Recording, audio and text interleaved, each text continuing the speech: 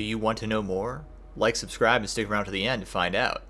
Reginald here, with the feeding frenzy of new content coming out in patch 13 and videos about all the different build guides and whatever. I thought people might be wondering, what the heck is Reginald doing out there in the world? What is he running right now? What kind of nonsense cockamamie garbage has he come up with? And I have to tell you, I have come up with a pretty fun little giggle build that I am calling Reginald's Zoom Zealot, and it's a lot of fun. You're going so fast. Oh, yeah.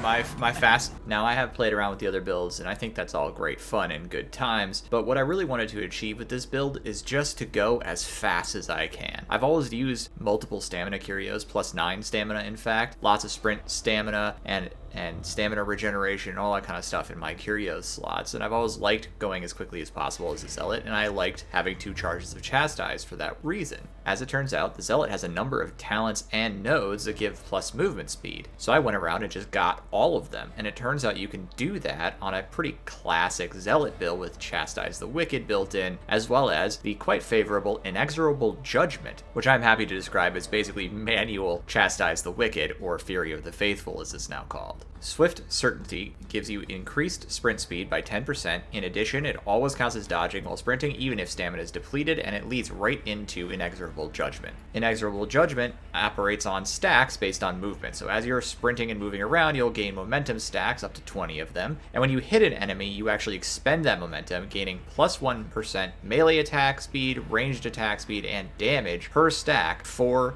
8 seconds. So you get a whole bunch of extra swingy, shooty damage right out of the gate just by running around for a little bit and hitting stuff. This absolutely can be used by itself, or can be combined with Fury of the Faithful for some crazy swing speeds to initiate your fight off of, or mitigate your fight with. And this just increases your DPS plainly. This build is so fast and so fun because I've grabbed every bit of speed that I can get out of all of the possible places. And as a consequence, this build is really quite agnostic about the weapon that you use. It's basically the classic Zealot, but you can go faster when you're default running, sprinting, and sliding notably. And so you can be really mobile and run around and hit stuff real quick. Now, I will say it feels a little squishier than I'm personally used to, and there is a quick fix for that, but also just in point of order that I'm trying to learn how to play around the squishiness because I really like moving really fast and just hitting stuff like a lunatic. And so far, I've been able to do very well on the damage chart, even though I know people are running these crazy crit builds right now. And part of that's just because I get there first.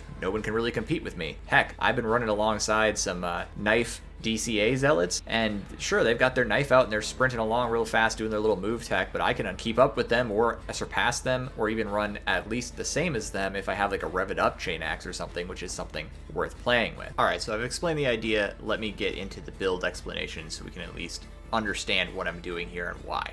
Let's go ahead and talk through my build, and we'll do that just sort of live here. I haven't done that in a little while because I generally like to try and edit things up a little bit, but we'll be quick and brief. So, in the interest of time, I'll just show you my chain axe. It's a simple but very good, well-rolled chain axe with Bloodletter and Slaughterer. I use Maniacs and Unyielding as my damage preferences. I actually took the 20% Maniacs over 25% because I found that worked for the breakpoints I was getting with Bloodletter, usually taking me over the edge on anything I missed. I've been using a revolver a lot. I like speed load actually quite a bit since I'm in the fray so much.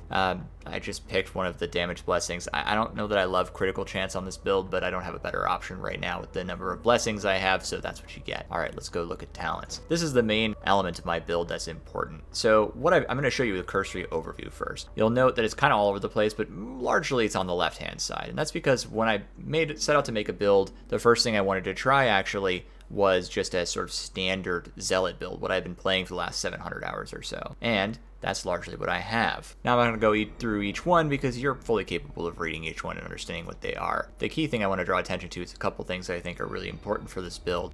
Namely, I think the Anoint in Blood is actually really valuable since it gives you more damage at close range shooting, which is when you're generally going to be shooting in most cases, with the exception of snipers who you can pop in the head from pretty far away anyway. Purge the Unclean takes you over the edge, well, at least for killing hordes a lot faster, and that seems really worthwhile to bring along. Obviously, we're going to be running Fury of the Faithful with the 2 stacks, but here's where things get interesting on this section of the build anyway. So I'm running down this chain just for this 5% movement speed node, and because I like punishments since it makes me feel safer in combat. I also grabbed this Faithful Frenzy for more attack speed, and finally Sustained Assault, which gives me 4% melee damage for 5 seconds hitting an enemy with a melee attack. It's basically just more damage. We're going to also get into this section. I really wanted Swift Certainty. It increases your sprint speed by 10%, and it always counts as dodging, even if stamina is depleted. Now I run plus 9 stamina with a ton of stamina efficiency, and I run chain weapons, which, generally speaking, have good stamina efficiency as well. The chain axe and the chain sword definitely do. This means I can run around like a lunatic all game long at max speed while taking little ranged fire and doing a ton of maneuvering to get into position to kill specials or whatever. Finally, Inexorable Judgment is probably my favorite keystone right now.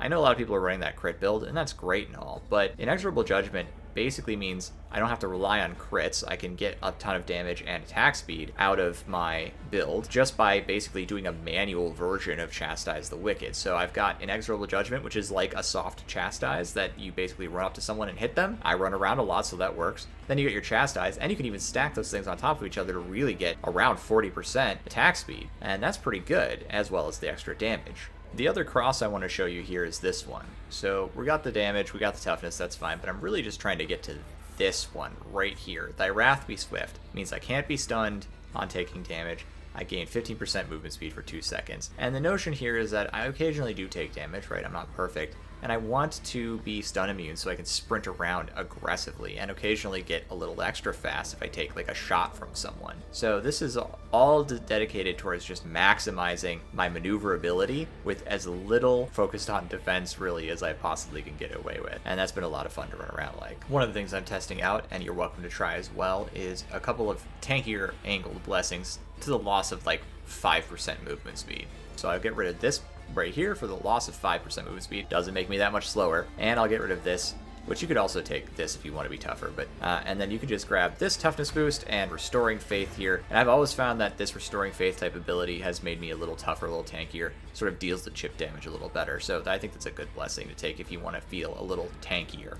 Sorry, I meant to say talent. I lose my words sometimes. It happens. Alright, now I said I would explain the funny shoot-fast bolter gun technique I have figured out, and I'm going to do so here. Now in the clip at the beginning you saw me use Fury of the Faithful, so obviously I'm getting 20%, but that doesn't seem like it's quite enough. Where's the rest coming from? The answer is Inexorable Judgment. You can get up to 20 stacks, which means you can get up to 20% more ranged attack speed after you hit a target.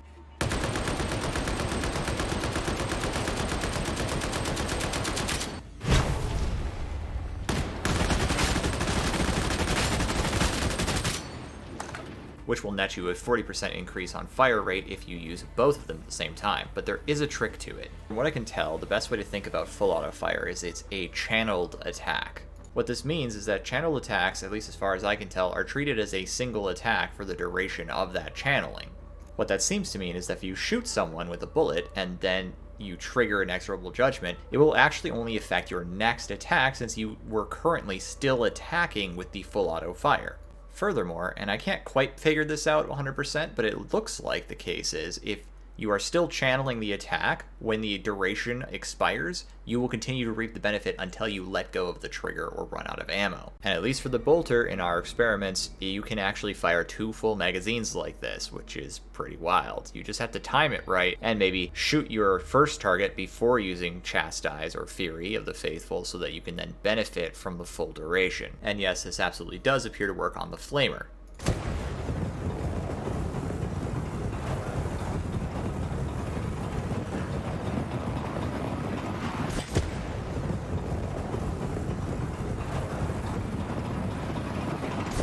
So there you have it. That's the build I've been up to for the most part on my Zealot. Obviously, I'm still experimenting with a bunch of stuff and trying to get a handle on things. But this is the build that I've been using when I just go play with the bros and swing my chain axe or heavy chain sword around for a giggle. I think you can use this with basically any build. I've used it with the Crusher and I've used it with the Iron Helm. The Iron Helm felt a lot better than the Crusher, which still lacks in damage on normal attacks, though you could get some pretty silly swings on those repeating charged light attacks with the Crusher if you are using this build. And with that, I will bid you all a happy weekend and may your games be merry. Thanks for visiting so much and take care.